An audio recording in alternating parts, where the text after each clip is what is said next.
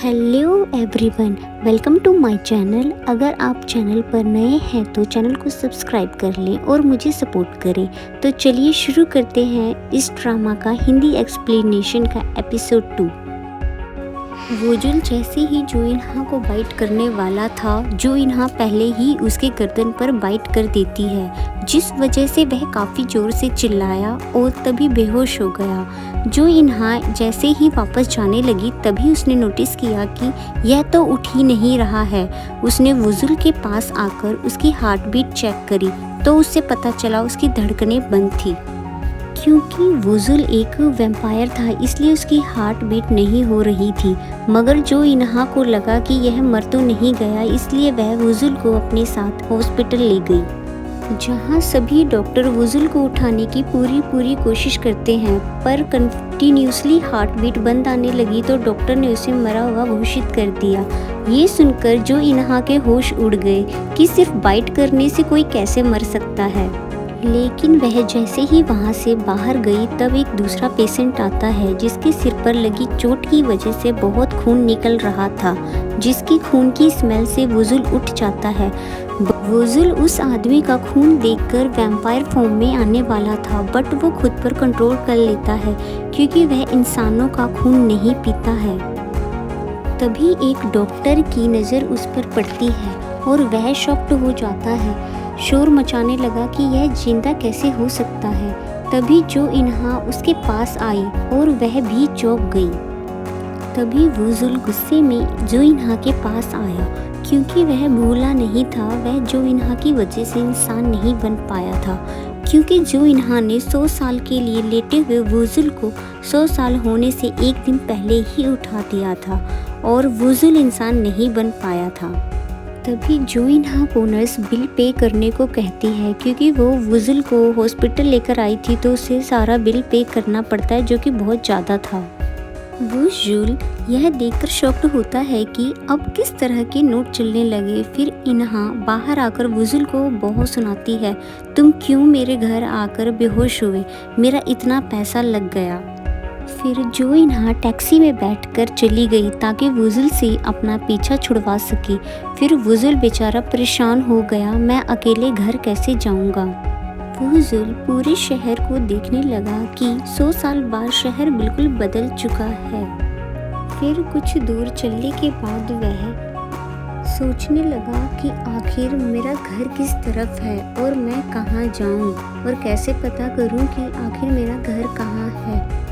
वह एक मिरर के आगे से गुजरता है तो उसे अपना आधा अधूरा परछाई दिखाई देता है। वह यह देखकर दुखी हो जाता है कि काश मैं पूरा इंसान बन जाता अगर मैं एक दिन और कॉफी में लेटा होता। फिर वह कुछ दूर चलता है तो उसे कुछ लोग स्क्रीन पर चलते हुए दिखाई देते हैं। वह सोचता है क्या मैं इन्हें फॉलो करूं।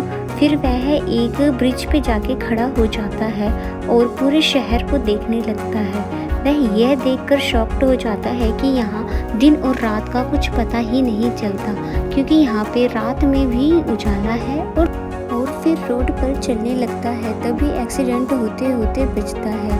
वह देखता है दूसरे लोग कैसे रोड क्रॉस कर रहे हैं तो वो देखते हैं कि वह एक लाइन पर रोड क्रॉस कर रहे हैं जिसको वो फॉलो करता है। फिर उसे ज़मीन पर कुछ ड्राइंग बनी हुई दिखती है जो कि रिफ्लेक्ट हो रही थी। फिर भी वो कहता है तो बहुत अच्छी चीज़, पर यह है क्या। रेस्टोरेंट के अंदर बैठे कपल को देख के वह अपने फर्स्ट लव को याद करने लगता है। फिर उसे एक आकृति दिखाई देती है जो कि उसको कुछ जाना पहचाना सा लगता है, पर वह समझ नहीं पाता है कि अब उसे किस तरफ जाना चाहिए। तो वह भीड़ को फॉलो करते हुए उनके साथ साथ चलने लगता है। फिर हमें मेंशन के अंदर डोंग और ली सोंग को दिखाया जाता है जो कि वुजुल को जगने पर इंसान बनने के लिए सेलिब्रेट करने आए थे, क्योंकि आज पूरे 100 साल हो गए थे। लेकिन वह जैसे ही कॉफी को खोलकर देखता है तो वुजुल गायब था और वह परेशान हो जाते हैं।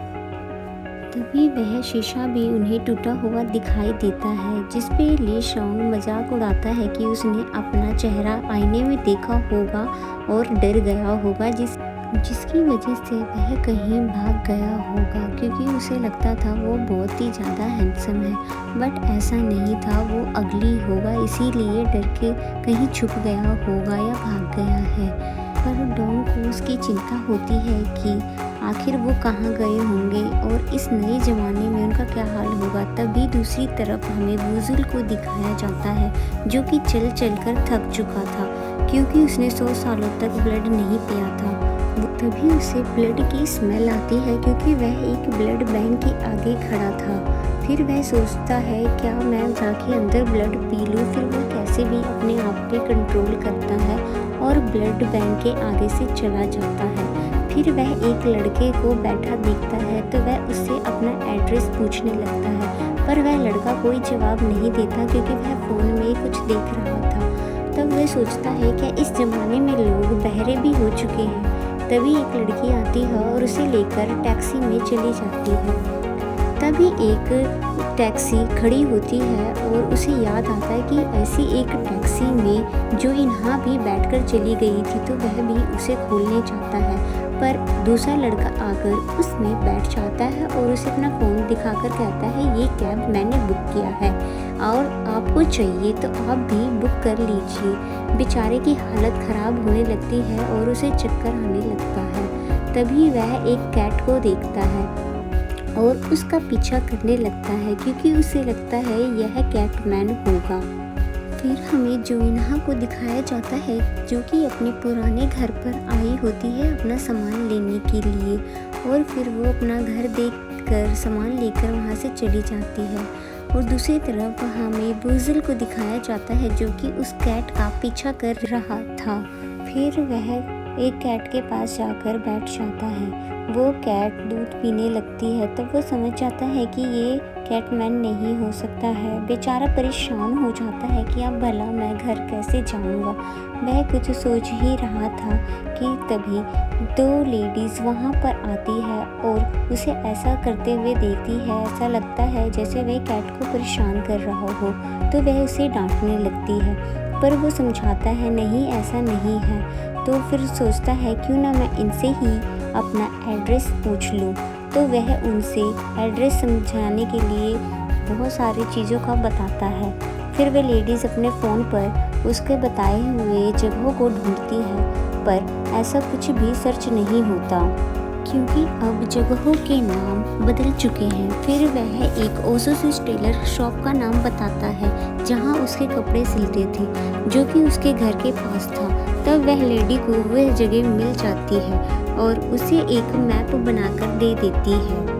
वुज़ुल मैप पकड़ के उस रास्ते को ढूंढने लगता है और जैसे तैसे करके वह एड्रेस ढूंढ लेता है और शॉपकीपर से जाकर मिलके बहुत खुश होता है और उसे धन्यवाद कहता है कि जो मेरे कपड़े सिलते थे उनके ही पीढ़ियों में से तुम एक पीढ़ी हो, और उसको बहुत धन्यवाद कहता है कि दुकान का नाम नहीं बदला उसने, इतने सालों से दुकान का नाम यही है। फिर वह वहाँ से अपना रास्ता ढूंढ लेता है, क्योंकि उसे याद आ जाता है किस तरफ था घर। फिर वह अपने घर के बाहर पहुंचकर बहुत खुश होता है कि चाहे दुनिया कितनी भी बदल गई हो, पर मेरा घर आज भी वैसे ही है। फिर वह अंदर जाके हर चीज़ को देखने लगता है, वह आज भी वैसे ही है जैसे वह 100 साल पहले छोड़ गया था। फिर वह कपड़े बदलकर वापस कॉफ़ी में सोने जाता है, क्योंकि वह अपना एक दिन और पूरा करके पूरा इंसान बनना चाहता था। जैसे ही वे बेसमेंट में कॉफ़िन के पास जाता है, वह देखता है कि कॉफ़िन तो अपने आप ही जल रहा है। वह समझ जाता है कि अब वह कभी भी इंसान नहीं बन पाएगा।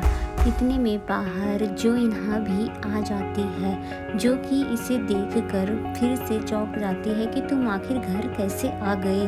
तो वह बोलता है ये मेरा घर है, मैं क्यों ना आऊँ। तो जोइनहा उस पर बहुत गुस्सा करती है, कहती है लाओ कोई प्रूफ है तो मुझे दिखाओ। तो वो चुप हो जाता है, क्योंकि उसके पास कोई भी प्रूफ नहीं होता है। तब वो बताता है कि मेरे पास इस पूरे घर की चाबी थी, जो कि मैंने कॉफ़िन में जाने से पहले अपने अंकल बटलर जुल को दी थी। तो जोइनहा बोलती है अच्छा ये तो नहीं है वो चाबी। तो कहता हाँ यही चाबी थी। तो बोलते तुम्हारे पास ये चाबी कैसे आई। वो बोलती है तुम कहानी बनाना बंद करो और चुपचाप मेरे घर से बाहर चले जाओ। वो बोलता है मैं क्यों जाऊँ, ये मेरा ही घर है, मैं नहीं जाऊँगा।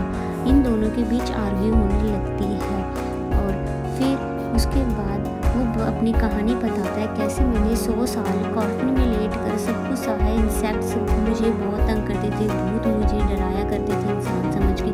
मैंने सब कुछ सहा था एक इंसान बनने के लिए 100 साल तक, पर तुमने क्या किया, मुझे एक दिन पहले उठाकर मुझे इंसान बनने से रोक दिया।